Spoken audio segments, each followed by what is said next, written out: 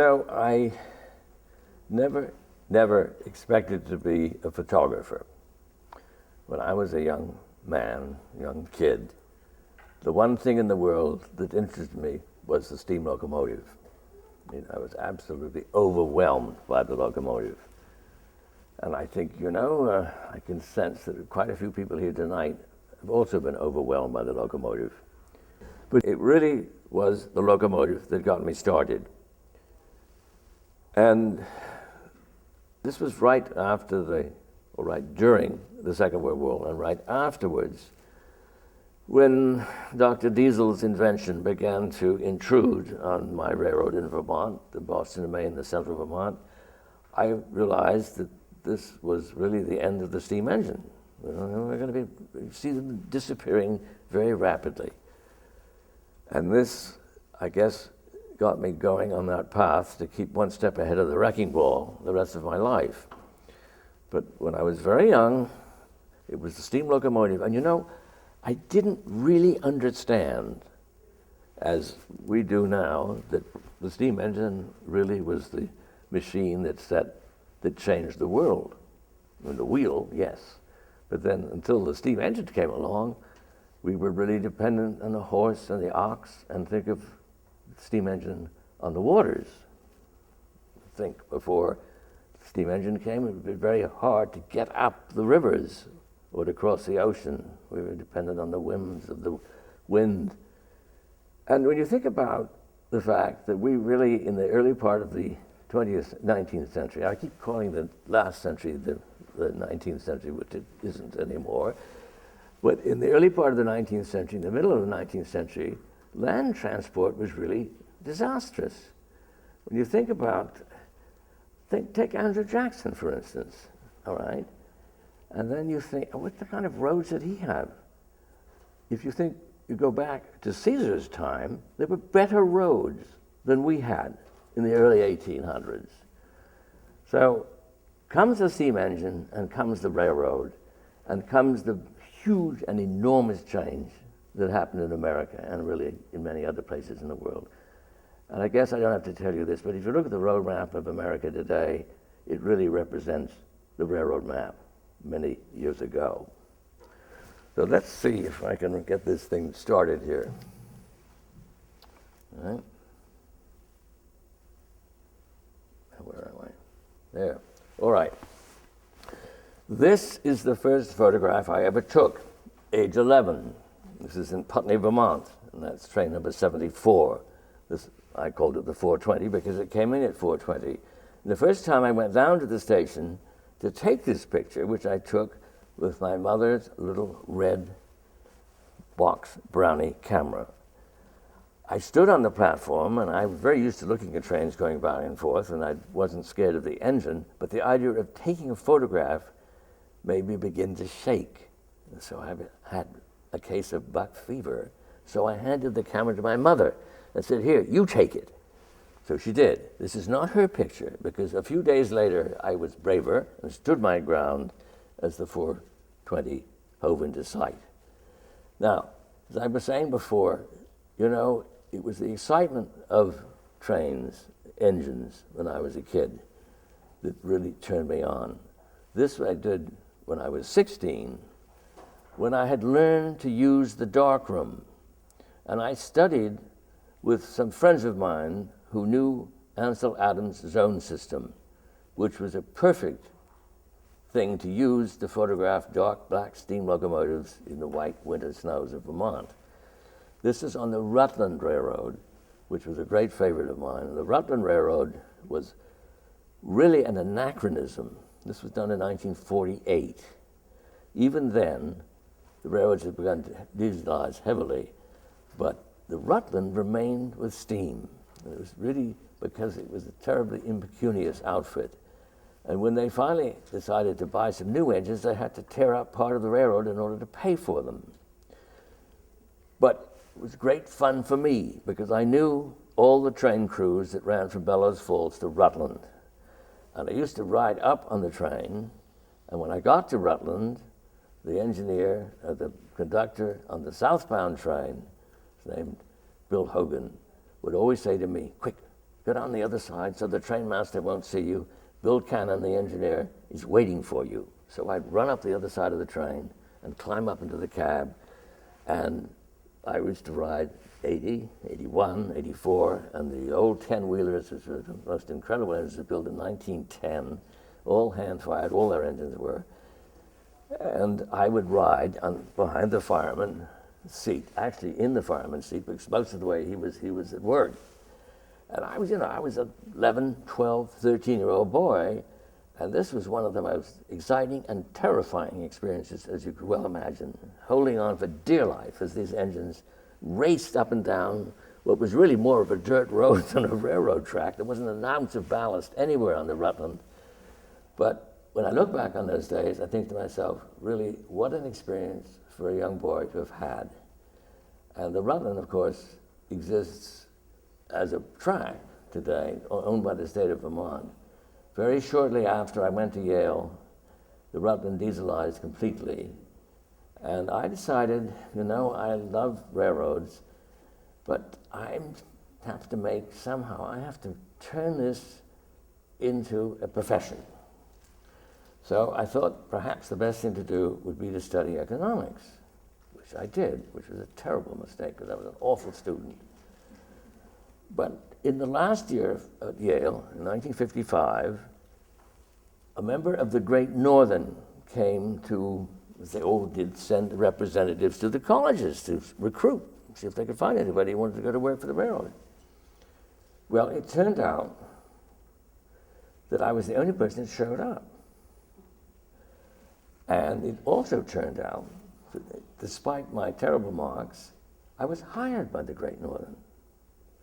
And so I accepted the job and went to work as assistant to the trainmaster, which sounds like a very, very important position, which just meant that I was to learn the railroads. I was assigned to Wilmer, Minnesota, and I'd never lived in the Middle West. I'd lived in New York and Vermont, so it was a huge culture shock. But what was wonderful was that the Great Northern's Wilmer division was the last division that used steam engines extensively. And so I had a lark, because my pass said good on locomotives and freight trains. And my boss, the train master, said, I want you to ride trains. I don't want you to sit around the office. I want you to get out there and learn the railroads. Well, they didn't have to twist my arm. So I spent the better part of a year riding trains, riding engines, riding in the cab. And sometimes the fireman would say, why don't you just do this? These are oil burners, all right? So I learned how to fire an oil-burning engine, which is nothing like firing a coal-burning engine. But I rode engines, I rode snowplows, I rode all over the system, and two things happened. I mean, I was the experience of being a railroader, and I also fell in love with the Middle West. I was absolutely smitten with the fact that you could go out to the end of the line in North Dakota, and you could stand there, and there was absolutely nothing to hold you up. In Vermont, you always trees to lean against, all right? New York, always buildings. And for the first time when I got out there, I realized, good heavens, the world is round, because I almost felt dizzy. Absolutely fascinating experience. Anyway, I stayed on the Great Northern until one morning I came back to my office and I found a note that said I had been promoted. I was on my way to the general office. And I thought, wait a minute, that's not really the part of railroading I was interested in. It was the romance, it was the locomotives, it was the fact that these engines and trains went all over the country. Just the romance of the railroads. I was smitten, just as I was when I was a little boy. So when I realized that I was going to be promoted away from these engines, I quit. I went back home, and I really didn't know what to do. So I wanted to be a photographer. I knew that, and I also loved railroads, as you know.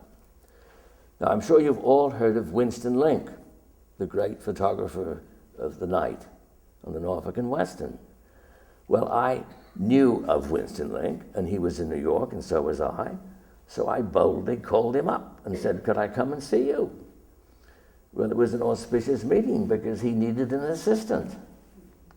So I was hired by Link in the fall of 1958, and that was the beginning of my professional career. And what a taskmaster he was. And, you know, I'm sure you all know his work, and I'm sure you know that he photographed locomotives at night, which he lit with flashbulbs.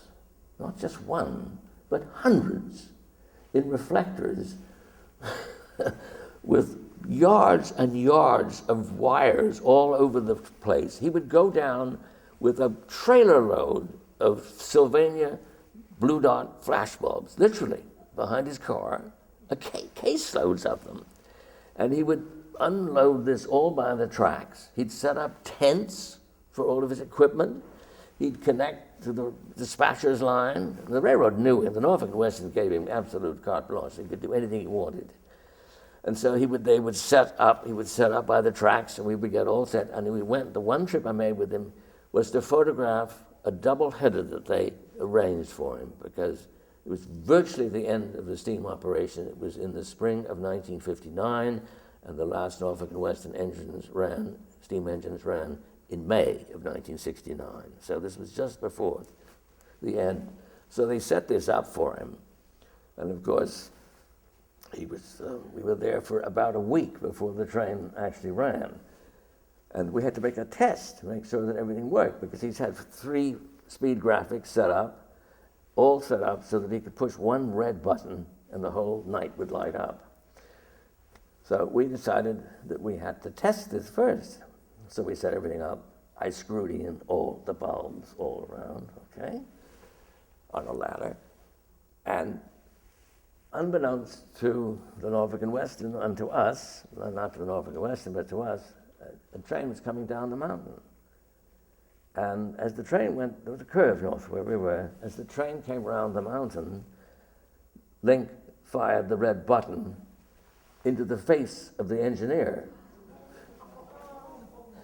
So what would you do for an engineer?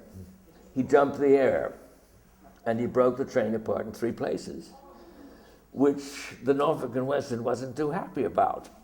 So we promised that we would never do this again. We would let everybody know, and so they let everybody know that we were there. And the night that the train they did run for him, we did a couple of things. We said, please tell the engineer and the fireman and the brakeman, whoever is in the cab, not to look back at the camera, to look ahead. And because it was the very end of the Norfolk and Western steam days, their engines were not that well maintained. And we were set up originally to photograph them as they came toward us. And I said to Link, you know, there's going to be an awful lot of steam leaking out of that engine. And if you fire these flash bulbs in there, all we're going to get is a great cloud of steam. So we turned it around and we shot as the engines went by, and it worked. And he took an absolutely magnificent photograph, and he also, as you know, recorded things. And the same night, he recorded the picture of this very, very wonderful occasion. Well, anyway, Link had his Norfolk and Western, and I felt I needed my railroad. And having heard the steam whistle first in Vermont, on the Rutland and the central Vermont, I decided I should go back to New England, go back to the north. And I knew that the Canadian Pacific still operated a fairly large flotilla in those days, probably not that many, of locomotives on the Atlantic region east of Montreal all the way down to the Bay of Fundy, St. John. So in the early summer of 1959, I wrote a letter to Mr. Wallace, Mr. D.B. Wallace, who was the Director of Public Relations on the Canadian Pacific. And I was quite bold again. I said, you know, I want to come and I want to document your engines, because I know how important the steam locomotive is, or was, to the development of Canada and the United States. And I said, you have a great stable of locomotives, and I would love to come and photograph them. Well, to my great surprise, he sent me back a letter. It was long before email. The letter came almost the next day, when the Postal Service was really quite good. And he invited me to come to Montreal. So I went directly to Montreal, and I sat down across from him and his office, and I explained again what I wanted to do. And he said, fine, I'll give you the run of the railroad, which he did. He really wrote me a ticket to heaven. I had permission to go anywhere I wanted, ride any engine, go into any yard on the Canadian Pacific from Montreal to St. John. And so I took off. But then the CPR. And so I went to Montreal, and I went first in the summer, in July and August of 1959, and then I went back again in the winter. And these pictures were taken in Montreal and all up and down the system. All of them 10 below zero, I mean freezing cold. What's better for taking pictures of locomotives than the cold? And there were only a few locomotives, really. And I said there's a flotilla, but there were only a few. 5145 was one of the stars, right? And my idea was not to record each engine as an individual, but try to get the sense of the locomotive. Call it locomotive-ness, if you will. It sounds awfully self-conscious, but trying to give a sense of what these wonderful, wonderful machines were really like. This was taken in a place called Megantic, Quebec, on March the 29th, 1960. It's the local train waiting in the yard to take a train to Sherbrooke, Quebec. Cold, 10 below probably. Same place from top of the coal dock. This morning, they had 3 steam locomotives operating for the last time in Megantic. The engine over there in the back was the 5107, which had come in on a little train called the Scoop, which ran from Brownville Junction to Megantic and back every other day. And I rode that engine that morning over from the day before from Brownville over to Megantic, and I was on that engine on the way back, and there lies a tale. But I went to Montreal, and this was in the great Glen Roundhouse, which was the engine terminal that serviced all the passenger engines for the Canadian Pacific leaving Montreal. And when I was there, they had 7 engines operating. There were 7 commuter trains, and they had exactly 7 engines at one time in operation. They did have a roundhouse full of engines, some of which were steam, under steam, and some were not. And the idea was, of course, that these engines would be run until they ran out of time, their time, in which case they would be sent off to be scrapped, and they'd fire up another one and bring it out. This is the 5107 at Brownville Junction, at Megantic, about to take off, back down, and hitch up to the Scoop. Another engine is an old 8-wheel, a 280 switcher, which they used in the yard.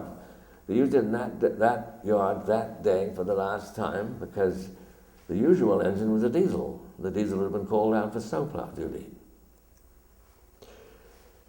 Vaudreuil, which is one of the terminals of the commuter service, they had 3 trains from there, 3 from Rigaud, and 1 to Farnham. Well, I went out to Vaudreuil, drove out in the morning from Montreal, and got out there before the trains left. So I had plenty of time to walk around in the freezing cold and capture these engines. And, you know, they really they were such beautiful creatures, and they really, I call them creatures because, I mean, they breathed. I mean, they had such life to them. Now, this engine is a 2461, which became a friend, and I photographed it until it was taken away to be scrapped. The 2412, again, the next day, it made its last run.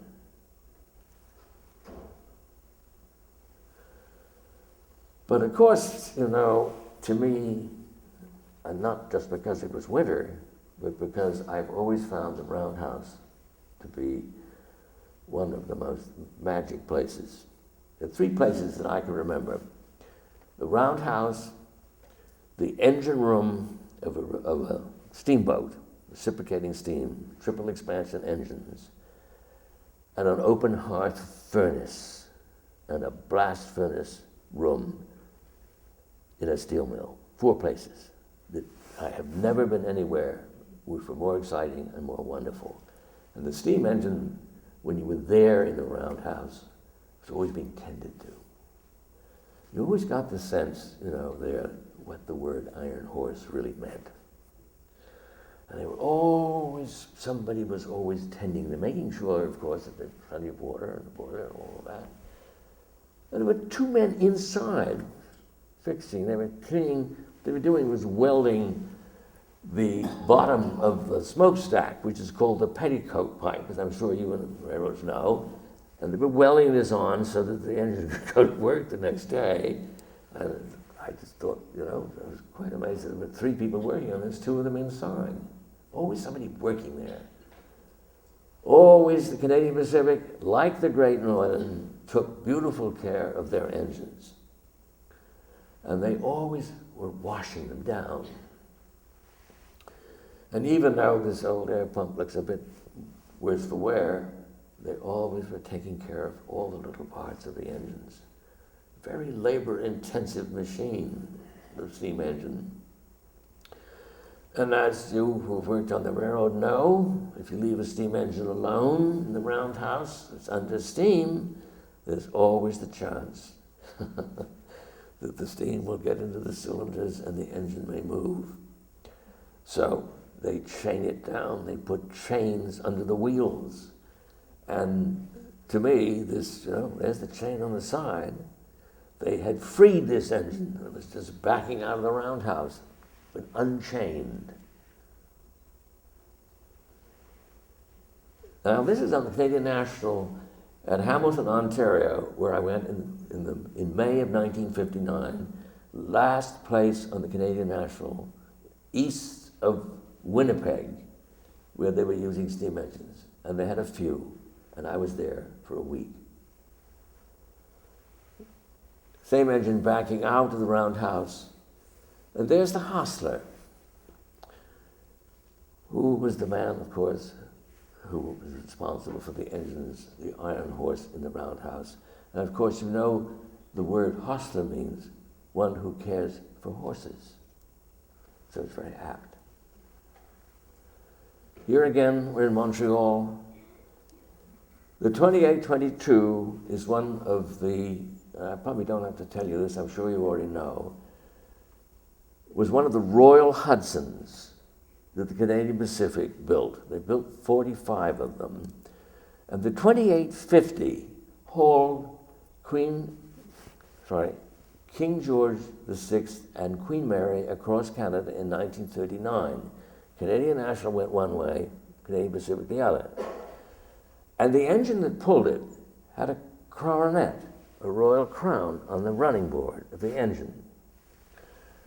And all of the engines of that class were then christened Royal Hudsons, because the royal family gave the right for the Canadian Pacific to carry the crown on those locomotives. The only time the royal family ever gave permission for the royal crown to be used on any other machine outside of the UK. I have one, because Mr. Wallace gave me one. They sent it to me after my last visit, after they had scrapped this particular engine. Well, as I said, it's a very labor-intensive business, taking care of the steam engines. You've got to fill them with water. This was on the Quebec Central, which was a subsidiary of the Canadian Pacific. It's no longer in existence. This was taken to a place called Vallée-Jonction, Quebec, the last day of operation.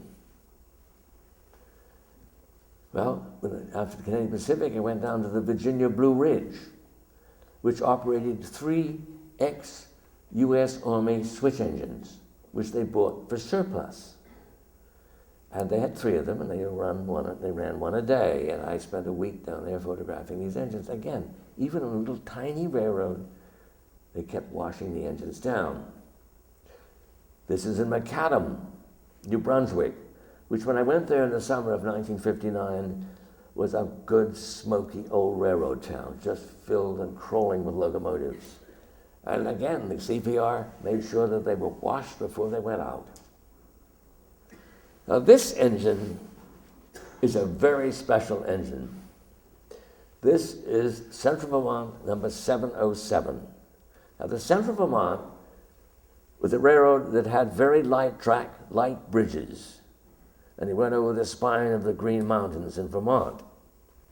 And the Central Vermont needed an engine that had long enough wheelbase. They needed a powerful engine, good enough to cope with the grades over the Green Mountains, but they needed a long wheelbase to spread the weight out over the bridges. So they ordered a 210-4, a Texas type, one of the earliest ones. 1928, they ordered 10 of them. And they were the pride and joy of the Central Vermont. They were also the largest engine that ever ran in New England. But the Central Vermont was owned by the Canadian National. And when Canadian National began to dieselize, and it dieselized from east to west, unlike the Canadian Pacific, the Central Vermont got run-through diesel engines that came all the way from Sarnia, Ontario, and ran all the way down to New London, Connecticut. And so one by one, these great engines were retired until the 707 was the very last. Now, like all railroad aficionados, all people who are steam engine addicts or whatever you want to call us, we knew where this engine was. And every time I went to our farm in Vermont, I would call the roundhouse foreman in White River Junction and ask him, did the 707 come in today? Is it coming in? And almost every day, almost every time I called, he said, no, sorry, not coming. One day, the end of March, 1957, I called, and he said, yes, it's going to be here in about an hour. Putney was 54 miles from White River Junction. No interstate highways in those days, and I arrived just as it came in. I had that old 3¼ 4¼ Crown Graphic with one film pack, 12 exposures, and a Leica with one roll of film in it. Every exposure had to count. So I did. I went around and I watched the engine being serviced, everything. And when I was all finished, when Haas had done all of this, he put the engine on the turntable and he said, don't you want to take its picture, almost take its portrait, before I put it in the roundhouse? So he held it there while I took 2 of my very valuable 12 exposures, left me with 1. This is one of them. Then they put the engine in the roundhouse, and I went in the roundhouse and took another. On the 26th of March, which was not very long after I took this picture, it was called once more to haul a northbound train from White River Junction to St. Albans, and it was retired. And I wrote the Central Vermont, telling them of my experience with the 707, and said, would it be possible to have just a gauge, anything from the 707? And he wrote, the general manager wrote me back and said, I'm terribly sorry, it's already been scrapped. But anyway, Brattleboro, Vermont was very close to where I lived, and I, of course, spent as many hours, days as I possibly could, and I knew all the crews. This was a wonderful N5 consolidation, the Central Vermont's sort of workhorse. They had 16 of them, and they used them on the local freights, and they used them on the freights south of Brattleboro because the big 700s couldn't go south. Here is the picture, one of the pictures I took at White River Junction that day with the Leica. Macadam, New Brunswick, again. Wonderful place where I spent almost a month. And I told the roundhouse foreman, who I met and who took great interest in what I was doing, the man who read the second trick, 11 to 3. And I said to him, he said, well, you got everything you want, you're getting everything you want. I said, yes, but you know something? I'm really sorry that I can't develop the film. You know, everywhere I went, I carried a portable darkroom with me. That Winston Link said was an important thing to do. When I took all those pictures in Montreal, I rented a room in a motel, a dismal little place down by the Roundhouse, and I turned the bathroom into a darkroom. And so I'd photograph all day, and I'd come back, and I'd develop film all night to make sure that I had it. But when I went down to New Brunswick, in Macadam, I had all the equipment, but I didn't have any place to put it. So John listened to me, and he took it all in. Well, I came back a day or two later from photographing all day out, and John said he wanted to show me something. I said, what? So he took me down underneath the Roundhouse, and there he had built a darkroom for me. He'd had his plumbers and his pipe fitters and his carpenters and everybody, hot and cold water and a sink, a darkroom. So there I was with my beloved engines on top, having photographed them all day long, so I could spend the evening in this wonderful little darkroom that he built for me, developing the film. This engine still exists. This is the 494 on the Denver and Rio Grande Western at Chama. And they're sanding the engine. Everybody knows you have to have sand traction. Brownville Junction taking coal. These engines needed people. And there were many, many, many, many people who lived and worked with the steam locomotive. I don't have to tell you this. And when the diesel came, most of these people were unnecessary. But while the steam engines were there, many men spent their lives working on them. Of course, one of the great rituals of the steam locomotive was oiling round. The engineer oiling round the engine before it left the terminal. And whenever there was time on the trip, on the journey, when the fireman was taking water, the engineer would come down from the cab and go around with those wonderful long-spouted oil cans, thrusting it here and there, dropping a precious drop of lubricant. Also taking his hand off and feeling the journals, feeling the brake, feeling whether the engine was getting too hot. And this was done in Montreal. The engineer was oiling again the 2461 before it went down to pick up the train at Windsor Station. These two men I'm very fond of. Both of them are not with us anymore. They were the engineer and fireman on the last regular run of the Scoop, the last regular run of a steam-powered, regular scheduled, steam-powered, standard gauge train in the United States. And I was in the cab. Bud Rolfe is the engineer, and Doug Blue is the fireman. And there's a story which I will tell you in the next picture, and one of the pictures that's coming up.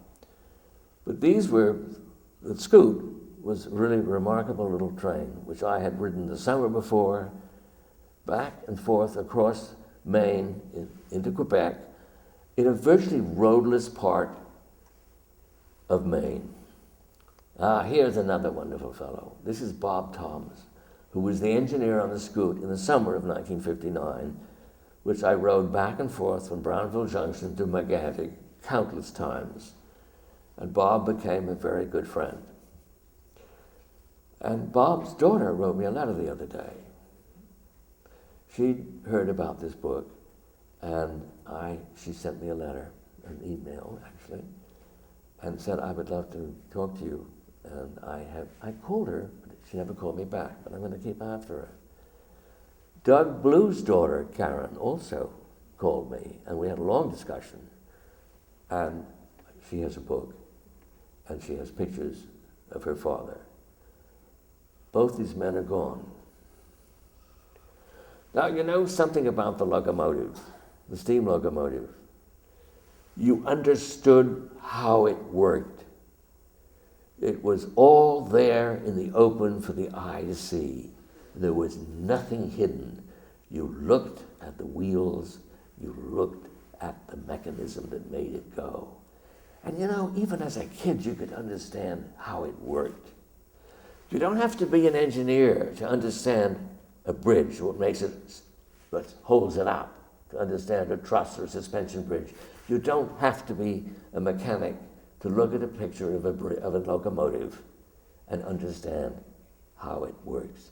This engine is a Reading Company 484, which was used on that wonderful series of excursions. After they had dieselized, they saved 3 engines to run on what they called Iron Horse Rambles. And Iron Horse Rambles were one of the most successful excursions that anybody ever ran, and the railroad made a lot of money on them. And we all knew where they were going to be, and they were trains of 20 and 22 cars length, and they would stop, you know, for photo run-bys, and most of them were double-headed. But the engine, just look at this engine, it's just ready to go. This is the Lake Superior and Ishpeming 280. This is I'm sure you know this engine. This is the former Milwaukee 261, which now lies in pieces on the floor of its home in Minneapolis. It's just been bought, as you probably know, by the Sandbergs, who operated this engine. And they're trying to figure out whether they have the money enough to put it back together again. It was an absolutely beautiful engine, and I knew some people who knew them very well. And when the engine was operating into Chicago, you know, they hid it off in some obscure corner of a yard so nobody could go and photograph it and bother them. But I was invited to have an audience, let's say, with this engine, and I spent the most wonderful day photographing the 261. This is another, this just speaks to me of motion. This is the Canadian National. There it is, the 6218, on an excursion in July 1965 in White River Junction. There's the Iron Horse. These are again the Iron Horse Rambles. You know, they were not in regular service, but they were locomotives, and they certainly spoke of locomotiveness. This was the first one, the 2124 and the 2101. Now, the railroad in the landscape. This is on the Great Northern, obviously, and the grain elevator. And the railroad and the grain elevator, to me, is one of the most important parts of railroad history. I mean, this country is just, I don't have to tell you about the grain elevator, but to me, coming from New England, I was absolutely smitten with the grain elevator. And of course, it's the icon of the prairie, of the plains, of the agricultural heartland. This is on the Union Pacific, the old Kansas Pacific, at Cheyenne Wells, Colorado, and Sandra and I went there last summer to see this place, and not one thing is left. Talking about being one step ahead of the wrecking ball. The station's gone. There are a few broken down remains of the elevators. This is on the old IC this is in Manson, now the CN, grain elevators. I'm fascinated with the grain elevators, and they are such an important part of our landscape that I have spent a great deal of my life photographing the grain elevator and the railroad in relation to the grain elevator. This is in Carter, Montana, a town population of 3. I never saw anybody there, and I was there for 2 days. Fascinating little town. And so fascinating with the grain elevator that I did it twice on 2 different days. There's the Great Northern, and it was on a branch of the Great Northern that came down from Harrah to Great Falls. And the railroad is still there as far as I know, but as far as I know, the grain elevator probably is not. Now this one I just did this summer. at Gorham, Kansas, just west of Russell. This is Aurelia, right? Someone recognizes it, I can hear. What's that? The station house is gone. It has. That's sad. This was taken in 1986 when I was doing a book on Iowa. And I spent quite a bit of time there because it was such a fascinating place. I have quite a number of photographs. So I chose this one tonight. I'm sorry to hear that. It's true. I mean, you have to get there quickly. When you go back again, half these things aren't there. Now this is very much there. This isn't a dare. This is Iowa Interstate over here. And this is a very modern, wonderful grain elevator, West Central. This is a picture that I am very fond of. This is a place called Golden Valley, North Dakota. The railroad's gone, and the grain elevators are toppling over. But I caught this grain elevator out of the corner of my eye, racing for Williston to spend the night. I was tired. I couldn't pass this up. So I drove down, and I thought I was going to not get there in time, so I took one picture back. Wasn't any good. So then I moved up here, and I looked behind me, and I saw there was a bank of clouds that was just about to come over the sun. So I waited until the clouds in this picture were in the right position, until I was absolutely sure that these grain elevators were lit. And I fired a few frames, probably a roll of film. And by the time I finished, the cloud had come over, and this thing had been completely eradicated. It was absolutely gray. So you never can pass up. Don't ever pass up anything that you see, because the photograph is evidence of a particular moment in time, and a beautiful moment. And I'm glad I have this, because this place doesn't exist anymore. This does. This is Quintar, Kansas, this summer. And it's on this wonderful line of the Union Pacific that just disappears into the plains. There's always the tracks leading. That's what's so fascinating about the railroad. You don't have to be a train. You can imagine trains. You can imagine a train right there. I mean, I was there I was there for 3 or 4 days in this part of New Mexico. This is a place called Grenville, in the Colorado and Southern. Never saw a train. But when I took this picture, I could almost hear the whistle. And you know, how many times did we cross a railroad crossing on a highway? I'd wish there was a train. I do. I never can pass the railroad crossing without slowing down. And Sandra and I go and photograph together, and she says, I always do my best work with the railroad, which I think is true. You know, Minor White, the great photographer that I studied with, between the time I went to Winston and the railroad, he was a fine man, and I learned a great deal from him. But he said to me one day, he said, you know, I was realizing the engines were going, and I guess I was very nervous. And he said to me, go do your damned engines, steam engines, and get them out of your system, or you'll never do anything again. He was right. I had to go do the engines, but I never got them out of my system. And to this day, whenever I see a railroad crossbuck or a railroad crossing, I slow up, just in case. And sometimes I was lucky.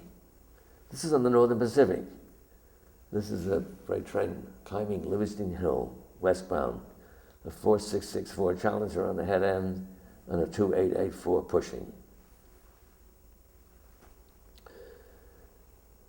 You know, I mean, to me, this sort of reminds me of the way the railroads might have looked when he first built them. This is a very unused part of the Milwaukee that stretched out to Rapid City. You know, I know a lot of you from the Milwaukee Society here, and you know, of course, this line doesn't exist anymore. I believe that part of it has been bought by somebody who intends to restore it part of the way, but this line has been ripped up. And I was out there, and I never Never, ever saw a train on this track. But you can find trains. I could find trains. This is in Montana, on the Northern Pacific. Going, same thing, same train. Out on the open, the train in the landscape is a very important part of my work. Now this one. There is a tale about this picture. If you notice, it's an open boxcar door. 3 cars in on the bike. Well, I was driving west on Route 20, west of Havre, Montana, on the Great Northern. Always had a sore spot for the Great Northern. And I saw this train, and I saw that boxcar, and something struck me about it. There was something that made me focus on the train, that empty boxcar door. So I had a rattle-trap old car, and I drove as fast as possible on the Route US 2 until I caught up to the train, had a Rolleiflex, jumped over the barbed wire, and waited. And I waited until I saw the boxcar coming, waited, and all of a sudden, the sun burst out of the sky and lit the foreground just as the boxcar door passed by. Serendipity, chance. And I did another book a few years later where the editor said to me, I want you to take that picture again. Right.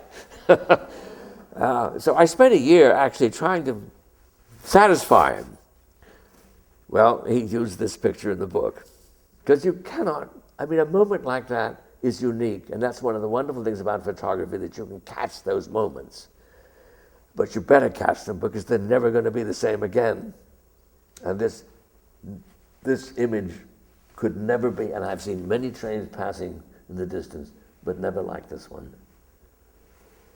Now, one of the things, of course, one of the most important things, one of the great things that the railroads have left in the landscape are its bridges.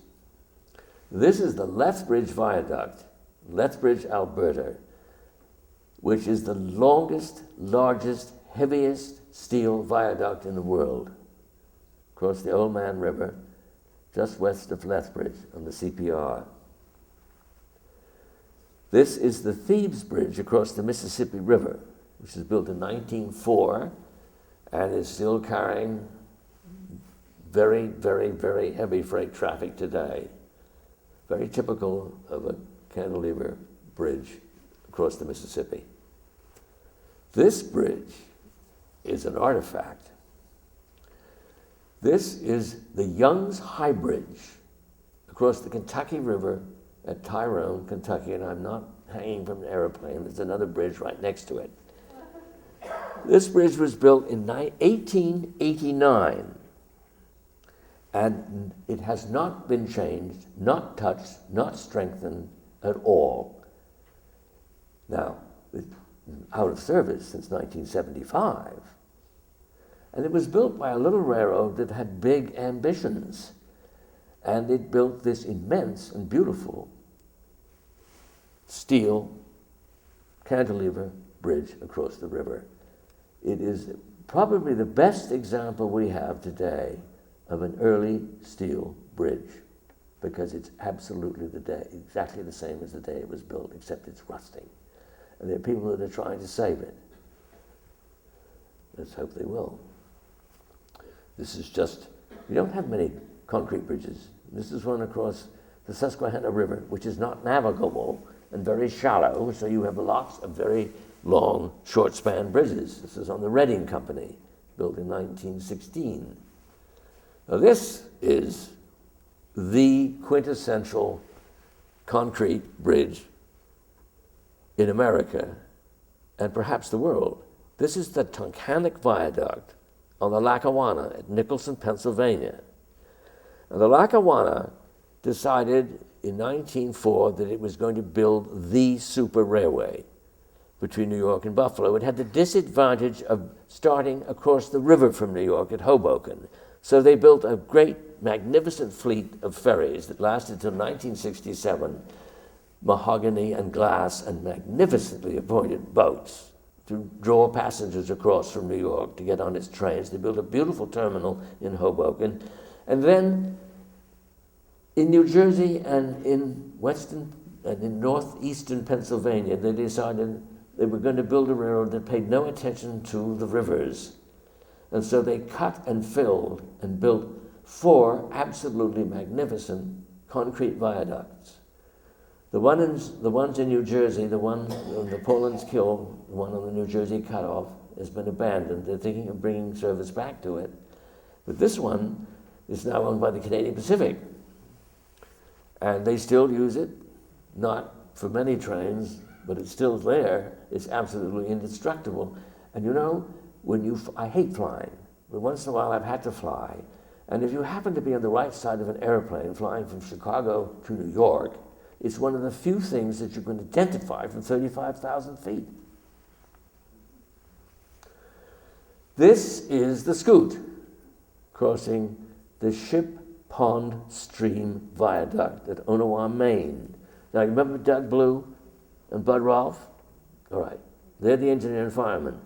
I told them when I took the train going west to Megantic that I always wanted a picture of a train crossing this viaduct. Well, they must have talked about this, because when the train got to Onawa, they cut the engine off. I was riding the engine. And I said, what are you doing? He said, well, you want that picture, don't you?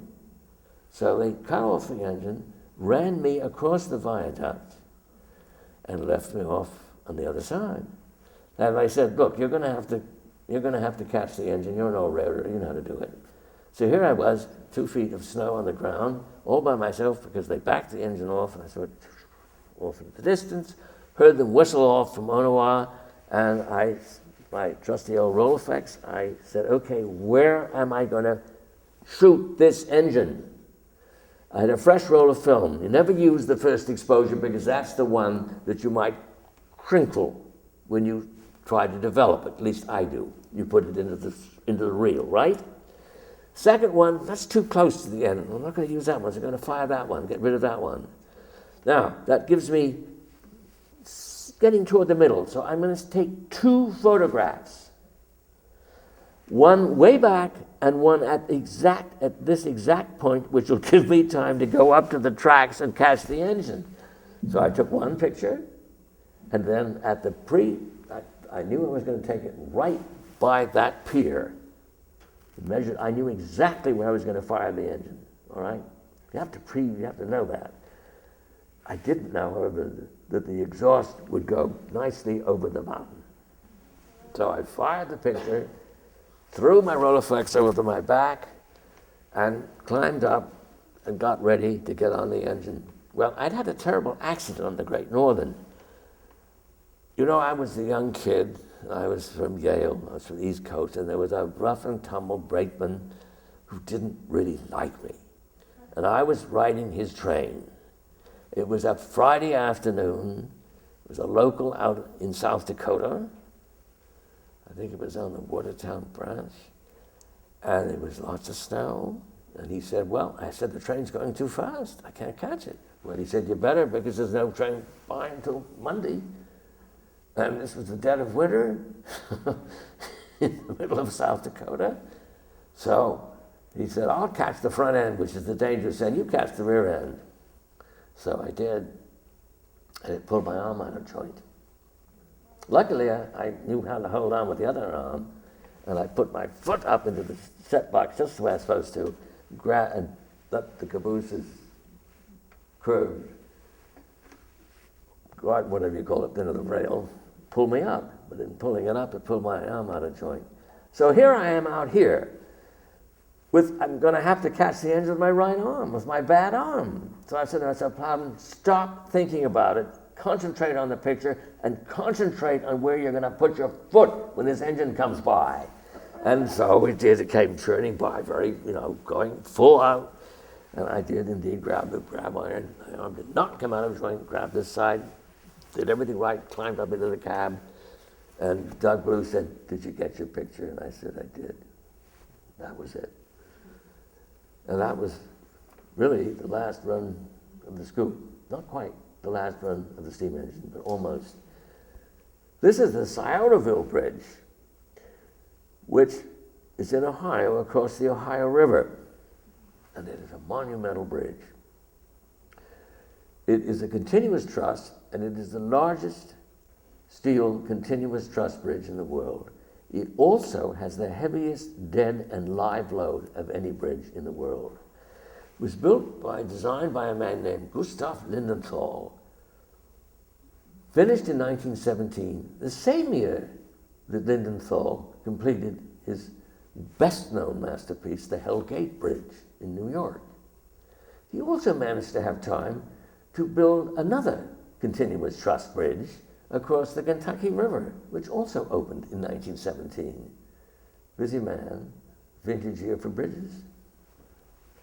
This, I'm sure you probably know, is the Kinzua Viaduct in Pennsylvania. This is the second bridge on the site, which was built in the early part of the 20th century. 302 feet high. It was the second highest bridge in the world. It was used by the Erie Railroad until 1959, when it was abandoned. And the Erie sold it to a scrap dealer known as Mr. Nick Kovalchek, all right, who took one look at the bridge and said it was too beautiful to tear down. So he refused to tear it down. He's also the man who saved the East Broadtop Railroad in Pennsylvania. And he sold it to the state of Pennsylvania that used it as a park for people to walk around and walk across it. And then a little railroad started up a steam operation, and they ran it across the bridge for a while until it was determined that the bridge really was too weak to sustain railroad traffic. So they still kept it open for a while so that you could walk across it. Finally, they closed it. And I may not have my date right, but there was a tornado that came through there, and I believe it was on July 13th, 2000, maybe you know, 2, 3, and it took down most of the bridge. So one of the great engineering masterpieces lies in ruins in the wilderness of Pennsylvania, and I very much doubt if they'll ever restore it. You know, the railroad, this just was a picture of a bridge, but what fascinated me was these people walking along the tracks. And there were 3 pigeons on top of the bridge, all right? Now, these people were sort of strolling along. They'd stop and they'd get closer together. And I was waiting for them to be in exactly that position, all right? But I was also hoping that the pigeons would stop flapping around. So it just so happened that the pigeons calmed down and they were in exactly the right position for just that moment, and I was able to take the picture. Without those people, this would be a very dull photograph, I think. Now, this is the condition of some of the railroad yards in Chicago just before the Penn Central took over. Very sad. This, however, is one of the most remarkable places. I'd never seen so many semaphore signals in my life. These were the throat tracks of the Central Railroad Company of New Jersey's Communipaw Terminal in Jersey City, where all the passenger trains came to the great station, and then they went by ferry to New York. This is gone. There is not one stick left of this place. No idea it existed. The station exists as a museum, all right? Ferries are gone. Not one thing remains in this place. It's extraordinary that such an amount of steel and such a very wonderfully business-like place, working place, should suddenly be obliterated. Now this is another thing. I have spent a long time photographing the Great Lakes. I did a book on the Great Lakes steamers. And one of the things that the railroads do, of course, is unload carloads, in this case, coal, in Toledo. And look at these gigantic equipment and stuff that they built. They run the coal, they run the copper cars up into this thing, and then they turn them over, upside down, dump the coal into the hold of the ship, right the car, and the car is then, is a little dolly, then is pushed out the other end, and it goes down the steep grade, and up a sort of a roller coaster at the top. They throw a switch, and it comes right down into the yard. And this goes on night and day. It's absolutely fascinating to watch. This is the high line of a steel mill, and I spent a year in this steel mill photographing everything that went on. But one of the things I think is so important is that, you know, without the railroads, there wouldn't have been a steel industry, and of course you can say without the steel industry, there wouldn't have been a railroad. So they really are locked together. This is a steel mill in Gary, Indiana, a coke plant. This is another steel mill in East Chicago. This is all taconite, all ore. This is a taconite mine up in the Mesabi Range. Taconite, as you know, is a refined iron ore. Taconite is about 20% iron ore, and until recently, it was not economical to get the iron out of ore, which was only 20%, out of a rock, which was only 20% iron. The iron that they were getting out of the Mesabi Range was hematite, which was anywhere up to 60% ore. And so it was much easier just to dig it up, but they used it all up. Most of it was gone. Used it all up in the Second World War. And we had the Mesabi Range up there, all of these iron towns, all these mining towns, until it was discovered how you could indeed get that 20% ore out. Taconite was useless. It's all that's left up there today.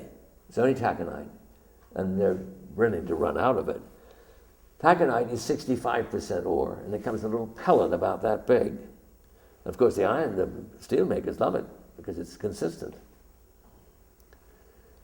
This is in a steel mill, ingot molds, great track. Now this is on the Sydney and Louisburg Railroad. This is North Sydney, or no, sorry, it's just Sydney, Nova Scotia. The Sydney and Louisburg Railroad, when I visited it in 1959, was a sort of an old folks' home for American locomotives. Every locomotive they owned, except for 3, had been bought second-hand or third-hand from American railroads. And it was owned by the steel company, which is in the background, DOSCO. Absolutely everything in that picture is gone. Not one thing remains today. But I had fun on the Sydney and Louisburg finding places like this, which don't exist anymore.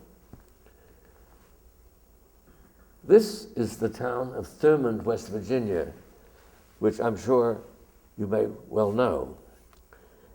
This was the largest coal loading port spot, let's say, on the Chesapeake and Ohio Railroad for years.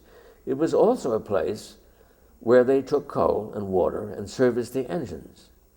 The main street of Thurmond is right there, those buildings. There are 2 banks, a restaurant, several hotels, and stores. And the main street was the pavement, the platform, if you will, between the tracks and the buildings. The only road that came in there, which came in much later, was built on a branch line bridge over the new river so that they could actually have access to cars. There's a station behind me. This whole place was virtually abandoned and finally was bought by the National Park Service, and it is now on the National Register of Historic Places because it is absolutely unique. There are very few places that I know of, maybe you do, where the railroad, Main Street, was the railroad tracks, and the whole building, the main street of the town, was right on the railroad and no place else.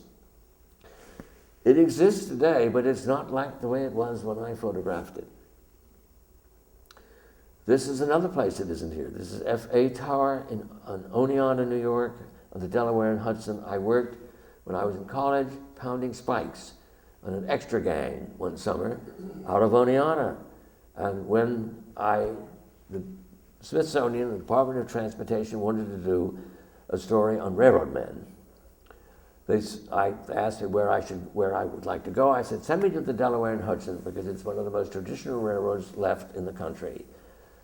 Well, I did. That was 1975. There is not one single thing left that's photographed here. Everything is gone. This great, enormous yard, which was there, and enormous locomotive shops, roundhouse, everything. Great railroad town, Division Point, gone. I'm sure this is gone. This is a station in Nevada. I never know how to pronounce it. Between the Southern Pacific and the Western Pacific tracks, that part of Nevada, where they ran jointly. This is a place called Martin, North Dakota. You know, the year I was born in 1932, 94% of all the communities in the United States was served by a railroad. That's staggering to think of. Almost every town in America had a depot. How many towns have depots today? Not very many. This station was a telegraph station. The Sioux line, which it still is, it's Canadian Pacific, is blind. There are no signals. Everything runs by train order. Now not by train order, but now by dispatcher and by radio. When I was there, it was all train orders. And at Martin, even though there were no passenger trains, it was used as a train order station. Empty platforms. But here was a traditional railroad scene. Here is actually the station agent himself on a rainy day at Harper's Ferry, Virginia, about to hand up some kind of an order or message to a Baltimore and Ohio train. You can see that on the waiting over here on the side is a hoop for the caboose, for the conductors. Now this is the cover of the book. And this, to me, is one of my very favorite photographs. This photograph was made because I have to tell you, I was at Yale and I had a date at Smith College which didn't go very well. So I thought to myself, well, the Central Vermont's only 10 miles away in Amherst, so I'm going to go over to Amherst because I know the Central Vermont 491, the manifest freight, the one coming toward you, will be along shortly. So I did. I went over to the station. The local was in the hole waiting for it. And so I asked him, I said, how soon? He said, well, it should be along 15, 20 minutes. Good timing. But he didn't tell me it was double-headed. So I set up to take it right here. And of course, as I heard it coming, I heard two engines. And you can see the exhaust from the other engine. And they must be blowing the boiler down at this point because there's this great kind of steam. But anyway, this is the kind of thing that I remember all as a child, as a young man. This was taken in 1954. I was 22. And this is the kind of thing I grew up with. And so I thought this was an appropriate picture to use on the cover. Now, this negative was unprintable, completely unprintable. So this is scanned and made from a digital. Absolutely, this is digital. The whole thing was reconstructed, restored through Photoshop. The fireman on the Virginia Blue Ridge. So on the Canadian Pacific, that's the 136. It's one of 4 American Standard 4/4 aughts locomotives that they used on this little piece of railroad that ran from Norton to Chipman, New Brunswick.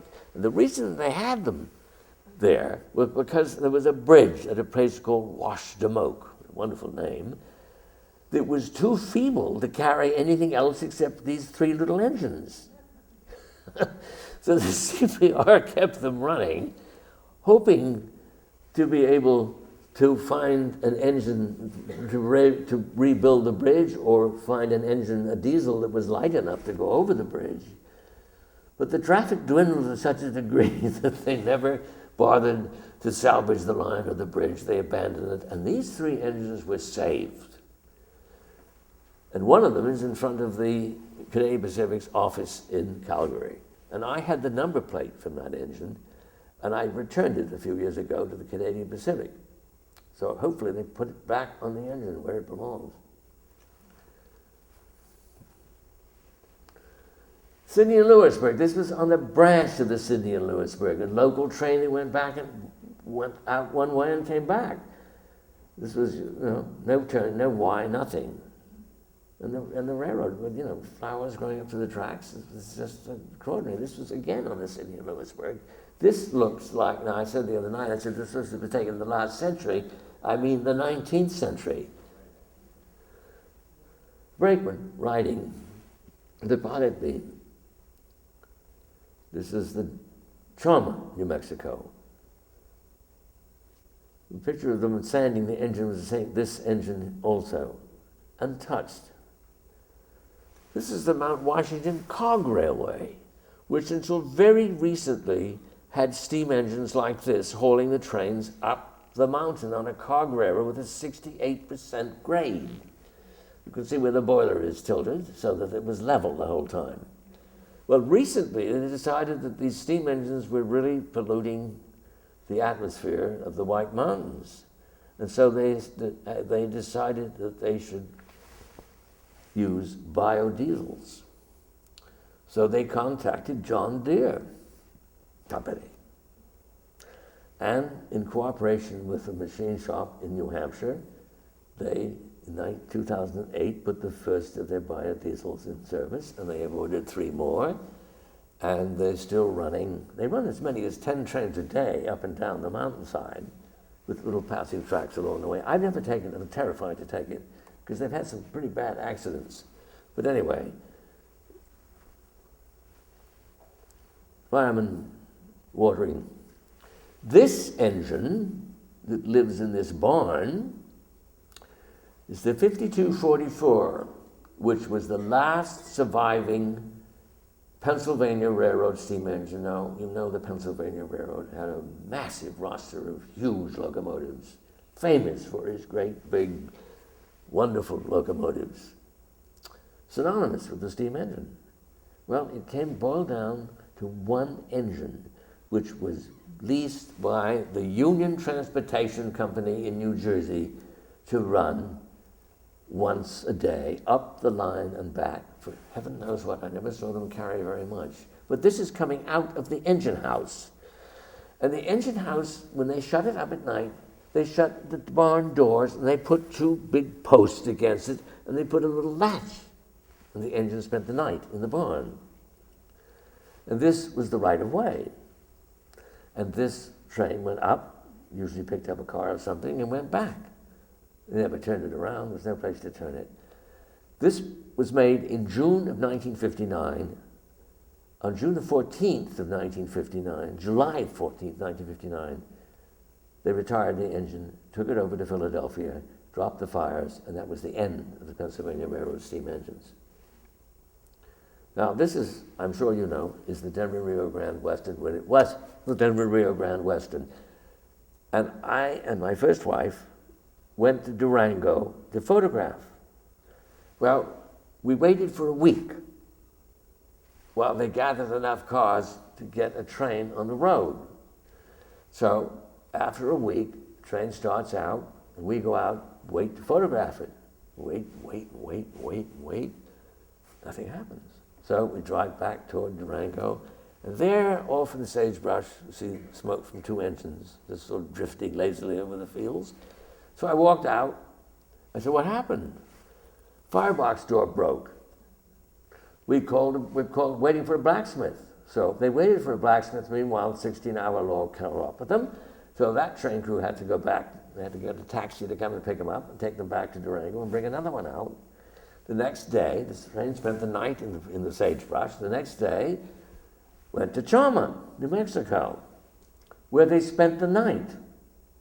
The next morning, they took half the train, engine in front, engine in back, up to Cumbridge Pass, which is 10,000 feet. Then they turn the engines around, and here they are going up. This is a 4% grade. Well, you wouldn't know that there was a railroad there unless you saw a train. Absolutely not. This is the same train. And they took all day, half a day, 3/4 of a day, whatever it said, to get it up.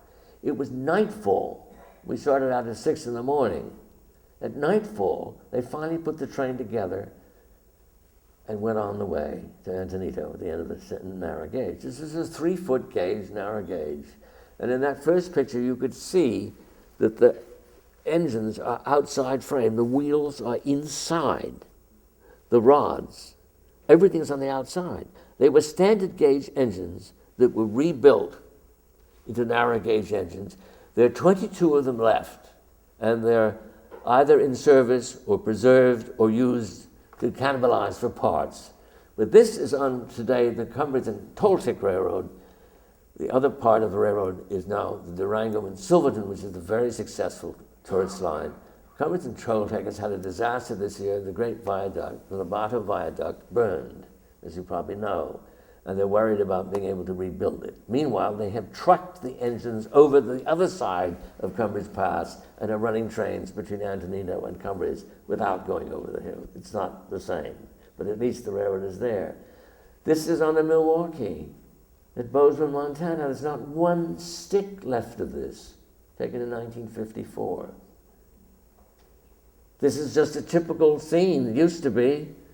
This is at Harvey, New Brunswick, on the CPR. This is the Canaan Union Station in North Canaan, Connecticut, built in 1872. Magnificent building, built actually by a man who was an undertaker. The best man they could find to build it was used to building coffins, so they hired him to build this station. Now, this station stayed in service until they finally closed down the railroad service, and it was bought by some people and used in one thought or another. And then on one night in 2003, I believe, 4 young teenagers decided it would be a great lark to burn the station down, which they did. They're in the process of trying to restore it, but the real station is no longer there, which is a terrible shame. This is just a very simple place, crossing of 2 railroads, the Toledo Pier and Western, and a branch of the IC at El Paso, Illinois. This is a station in Delaware, Ohio, Chesapeake and Ohio. Again, the station, such an important thing. South Plainfield, New Jersey, on the Lehigh Valley. This is Rochester Junction, New York, on the Lehigh Valley. How many station windows that you look into today do you see all that equipment? Not too many, if any. Or inside. This is the Baltimore and Ohio station yard office in East Salamanca, New York, in 1975. Is all gone today. And so is this scene. The ticket office, or whatever you want to call it, the station master's office in Thompson, Pennsylvania. It's now an ice cream parlor. Mr. Burkhead, Frederick, Oklahoma, MKT station agent. I was there photographing one day, and I stayed very late in the day. It was after 5 o'clock, and Mr. Burkhead was still there. And I asked him, I said, am I bothering you? Don't you want to go home? So, time to quit. No? He said, no. And he kept sort of moving things around and putting them in order. Finally, he said to me, I'm retiring today after 60 years on the railroad. Now, I'm the only person there. Nobody from the town, nobody from the railroad, nobody from his family. Just an itinerant photographer. So I said to him, you know, I think this occasion should be commemorated. Would you sit for me? May I take your portrait? And so he sat, and I did. And after I'd finished, he put his coat on, and he had a keychain, and we walked out the door. Meanwhile, he'd given me his card and his address. We walked out the door, he took the key off his keychain, locked the door, dropped it in the mailbox, and said, for the new man, Monday morning. We shook hands, and he got in his car, and I got in my car. This was taken in July of 1968. I didn't get back home until November. I was in the field until November. I didn't get around to, I took hundreds and hundreds of rolls of film. I didn't get around to developing the film, much less making prints, until sometime in the spring. So I sent him a photograph to the address he'd given me, and shortly thereafter, it was returned addressee unknown. I did subsequently find out that he did indeed move to Tallahassee, which was not the address he'd given me, and that he died in 1971. But I will always feel very badly that he never got to see the picture that I took of him on the day of his retirement. Anyway, this is in the Reading Outer Station, filled with wonderful little corners and wonderful little vignettes. This is inside the Canaan station that burned down, hadn't been touched since the day it was built. This is in the station. This is the waiting room. This is the ticket office. Same station, Chicago and Eastern Illinois station in Princeton, Indiana. Happily, it's now a library. It's been saved. Train stopped running, so I was stopping there, 1970-something. But how many places have you got these signs up? Pullman Company's gone, you know? All of these different things that were part of the interior of a railroad station. You don't find these today. This is the Reading Outer Station again. An incredible building. Untouched. This is the concourse that led to the ticket office. This is the Central Vermont station in St. Albans, Vermont. A wonderful brick building where the trains ran through portals into the station, through the brick. And the roof was held up by a howe truss. This was taken in June of 1963. In September, they tore it down. This is the westbound Phoebe Snow in Scranton, Pennsylvania in January 1964. I was doing a story for Horizon magazine on railroad stations. And I went to Scranton. I went all up and down, all over the eastern part of the country, photographing railroad stations while they were still stations. And I saw this train. And so I had a Rolleiflex around my neck and a great big heavy winter coat. But I thought I should ask the station master before going out and taking a picture of the train, just to be polite. Just told him I was there. So I went to the ticket window and he said, oh, no, I can't give you permission. I have to call the superintendent. So I thought, well, forget it. That's not going to happen. I'm not going to get permission. So I just went out and I threw myself down on a baggage truck, put the Rolleiflex up in front of me, and I waited until the people were in just the right position, taking several photographs. And this was the one I chose. Now, how many places like this exist today? Not too many. We don't heat trains with steam anymore. But how many people have photographed and painted railroad stations? I mean, Monet has painted them.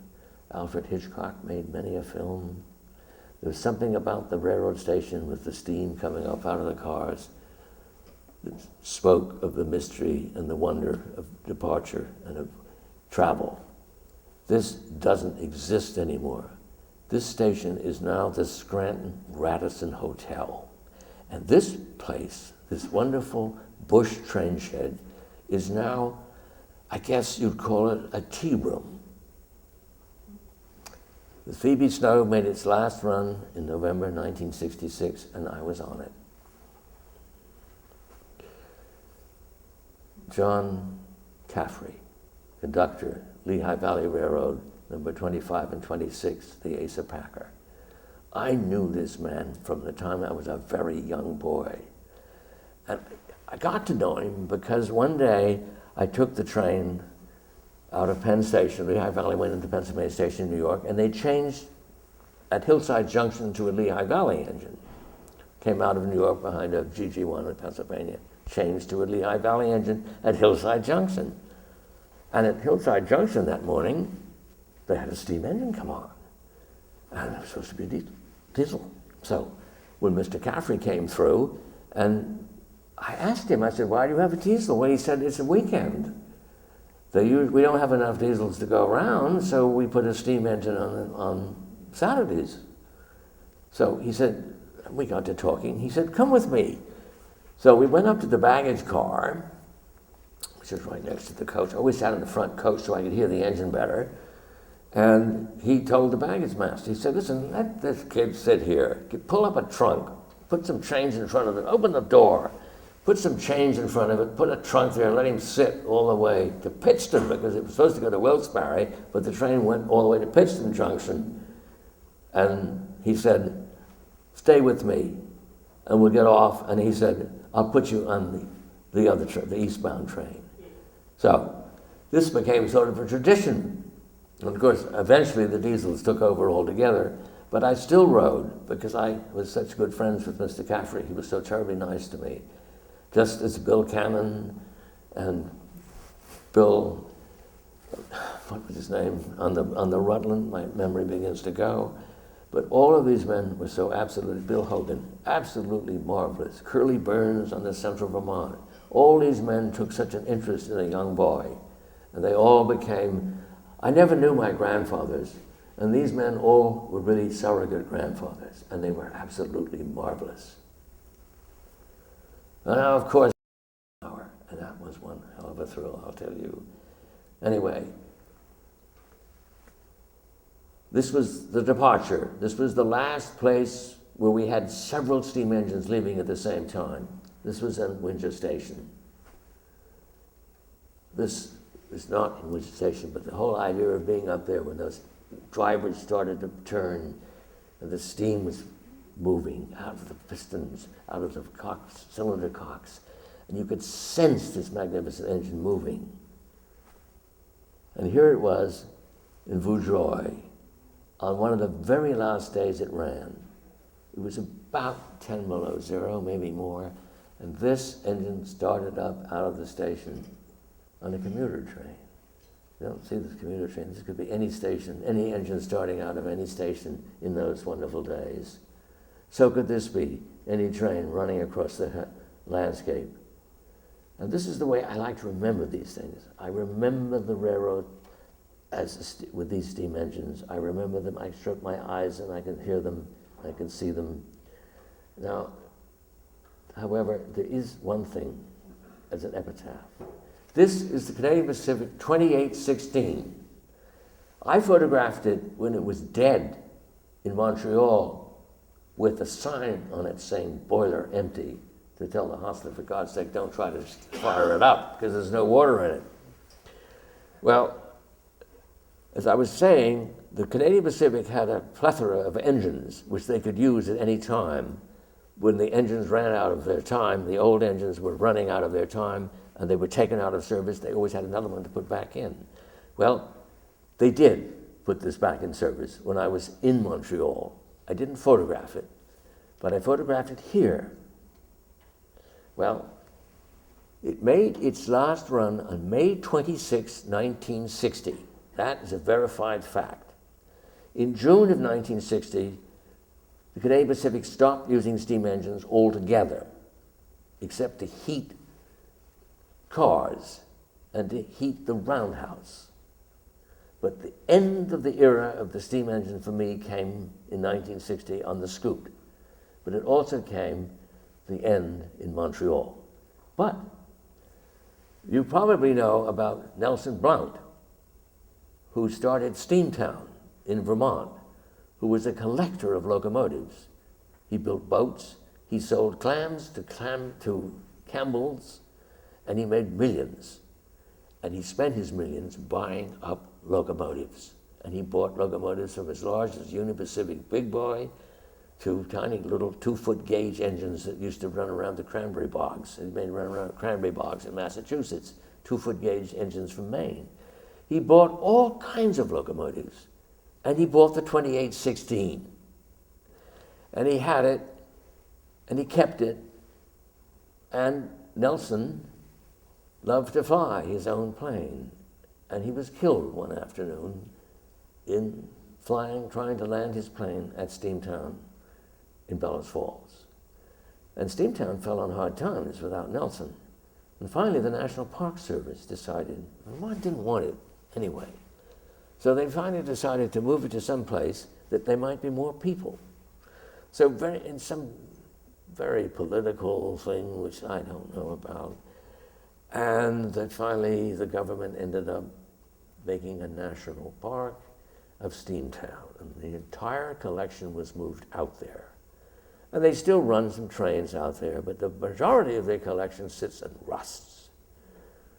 The Canadian Pacific, like the Union Pacific, as you know, the Union Pacific has two wonderful roving ambassadors, the Challenger and the old 844, which has never retired from service. So the Canadian Pacific thought perhaps they should have one too. So they bought the 2816 from Steamtown. And they took it to North Vancouver, where the British Columbia Railroad, now part of the Canadian National, actually ran the last of active Royal Hudsons.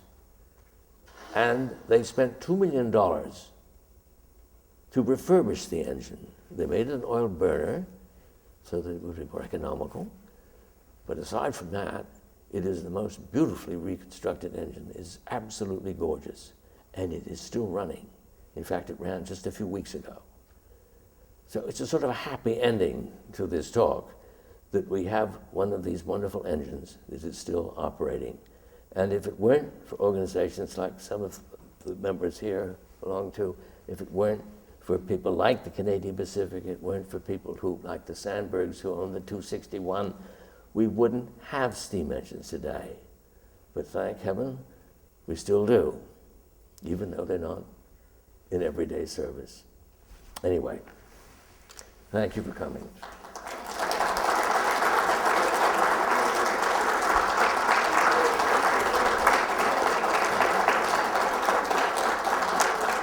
If anybody wants to ask any questions, I'd be happy to. Did you use color for any of your pictures? No. I have been a black and white photographer for years. I have used color. But when I went to teach for the first time at the Institute of Design in Chicago in 1978, I suddenly realized that my students really understood color, and one of the teachers there had been the assistant to Elliot Porter, one of the great color photographers in the world, and I realized I knew nothing about color. You know, I don't understand the color of light, which is crucial if you're going to photograph color. I don't understand the architecture of color. In point of fact, I'm colorblind when I'm taking a photograph. It doesn't matter. I don't know the color of anything. I can't tell you the color of anything that I photographed. But I'm not colorblind. I can realize that this room is not black and white. But when I'm photographing, it's all black and white. And it has been for years. And I'm very comfortable with black and white because of the light and the shadow and the form and the kind of photographs that I make, the sort of sculptural locomotives or whatever.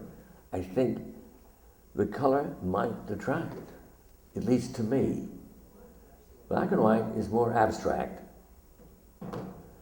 And I think for me, as I said, I don't see in color. I see the shape, I see the form, I see the light. But I don't see things in color. Shades of gray. True. True. Thank you so much, really. I'm very touched. Thank you all for coming. Thank you. This I will cherish.